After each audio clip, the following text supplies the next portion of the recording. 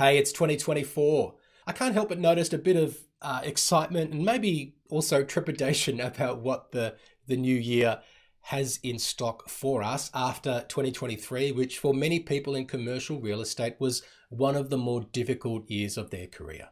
So as we look forward to 2024, I want to spend some time talking about just progress that you've made, and I'll share some things that I experienced in this business in 2023, and also just some ways to look at how it is that we can continue to make progress, to continue to focus on the right things, but also to make sure that we are doing more of the things that are required in markets like we are currently in, and perhaps that will continue to be in for a period of time, so that when we get to the other side, we're way ahead of our competitors.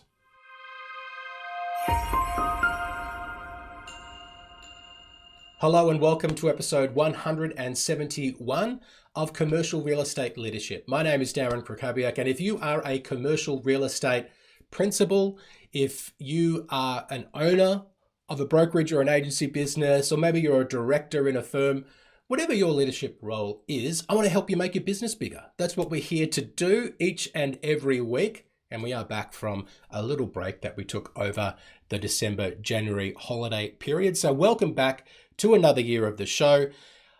I tell you, I was listening to a program recently by a guy called Darren Krakowiak. You've probably never heard of him because you are in commercial real estate. And what this guy does is that he's got two businesses. One which is about recording music online, so how to record music at sort of studio quality, but from your own home. And his second business is more directed at someone like me, which is how to grow an expert's business. So how to transfer your knowledge and then build a business to help others to achieve progress in their business. And in his show, he referred to the fact that he has a top 0.5% podcast.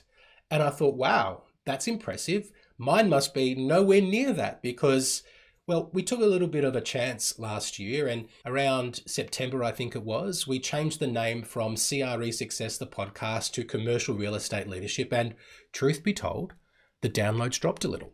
And not only downloads of the new show, but also less people were going back and checking out all of the past episodes of the show, which you can do at any time for free. They're all sitting there in your favorite podcast player and also on YouTube. So I was kind of feeling like, oh, maybe I made a mistake here. Maybe this wasn't a good idea. And I'll tell you about some other things that were going on in my business last year as well, which also gave me pause to reflect on if I was on the right track. But back to this podcast ranking thing, which is from Listen Notes. I looked up my own podcast and I realized that this little podcast is a top 5% podcast. And I was like, wow, okay, it's not 0.5%. I didn't expect it to be anything like that. I was sure Darren Krakowiak has tens of thousands of downloads every month, but a top 5% podcast, I was pretty happy with that. And the thing is, and how I'm going to relate it back to what we're talking about today, is that I continued to do the things that I believe would lead to results. And I think one important thing that you can help your people with in 2024 is to make goal setting about the inputs before you start setting goals about outputs, or make them complementary goals that you want to see achieved consecutively. So what I mean by that is that we make the activities that will lead to results, not the outcome that we're trying to achieve, the goal for our people. So what we want to do, particularly in markets like we've experienced in 2023, is we want to lay the foundation, and we want to also make sure that we're building up momentum that will see your production explode when the market does pick up. Because sometimes you can be doing all of the things, but if the market's not moving and things have just stalled, then all the activities in the world aren't going to lead to immediate results like they usually do. However, it's not like all the things that you're doing are not going to achieve outcomes. It's just that those outcomes can take a little bit longer to realize. And I think if you're a leader, this is something that you can also apply in your performance reviews. So rather than just saying, I want someone to achieve X result, and by the way, I'm not saying that we shouldn't be focused on results, but what I am saying is that we also need to be mindful of the fact that in some markets, it can be more challenging to achieve results. And what we want to see is that people continue to exhibit the right behaviors. And when we're putting people under performance reviews, performance improvement plans also. We can make actions the measurements by which we are measuring if they exhibit the right behaviors that we're looking for them to be getting the right results in the future. So make actions the things that you're measuring, because when actions are completed, the right actions, I think it makes it extremely likely that the results will come. So if you say, if you do these things, if you make these many calls, if you have these many meetings, if you spend this much time on prospecting, then the results will come if those actions are followed. It's about doing the reps. And of course, there can be some course corrections or maybe some improvements in the way that people go about things that you need to help them with. For example, if they're making all their calls every day, but they're not being very effective in the way they're talking to prospects, and that's something that you can help them refine, right? But they will also, if they have some capability, and hopefully we're talking about people in your business that have some level of capability and potential, they will start to improve the more that they do those actions that lead to results. And as I think about what's occurred in my business over the past 6 months, I had a really tough second half of the year for about a 3-month period where new clients signing up to our main program that we work with commercial real estate leaders on really slowed down. And I started to question, is something wrong here? People not believing that I'm able to help them. And, I think sometimes you just go through slumps, but also sometimes the market has an impact on the way that you achieve or the level to which you achieve results. And it's during those tough times that can determine where it is that you end up. Because I think there's 3 types of people, right? There are the first type of people that just retreat in tough times. And when you retreat in tough times, it means that you'll continue to fall behind when markets do get better because you haven't continued to do the work that's required to succeed when markets have been a little bit more difficult, when the going has gotten a little bit tough. The second type of people are those who just do what they've always been doing, right? So they just sort of go, okay, conditions have changed. I'm just going to continue doing what I've always done and perhaps things will just get better.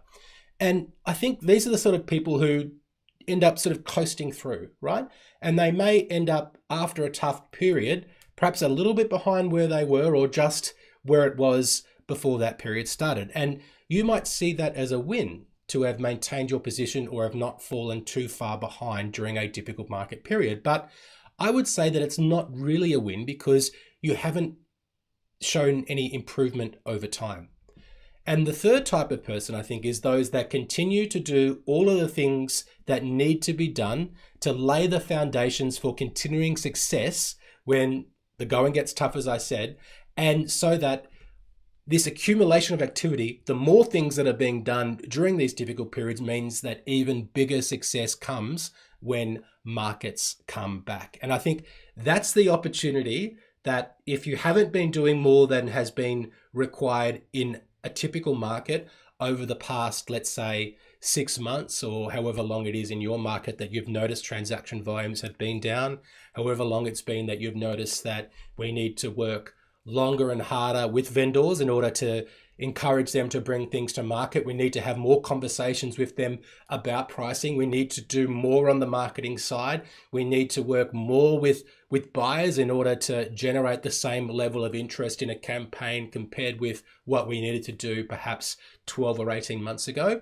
So there's more activity that's required to get the same result. And I talked about in an interview I did recently, in fact, about the book by Grant Cardone, 10X.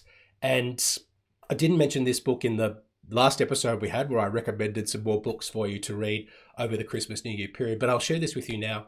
He says that one of the biggest barriers to success is underestimating the amount of effort that's required in order to get stuff done. And I think that's a really timely thing to be thinking about when markets are a little bit more tough than they usually are, because if you underestimate what's required to get the things done in a market where it is actually harder to get things done, then you will fall behind very quickly. So make the decision to not just be someone who retreats in tough times, not just does things exactly the same as they've always been done in tough times, but perhaps someone who commits to do something more. And as I think about my personal situation, I continued to push through during those periods where we had a bit of a dry spell, when not so many clients were signing up. And then we had a good period in November, December, when more new clients did join the program, which was a relief. But also it was reward for effort, right? I continued to do those things, continued to show up, continued to do the podcast, even when I noticed that downloads were down. And ultimately it's led us to this place now where I feel pretty comfortable about where the business is heading in 2024. And I hope that you can also start to feel pretty comfortable about where your business is heading in 2024. Now, if you do want some more ideas about how your business can grow, I want to encourage you, if you haven't already, please go and grab our free commercial real estate business growth guide, which is called Multiplied Growth.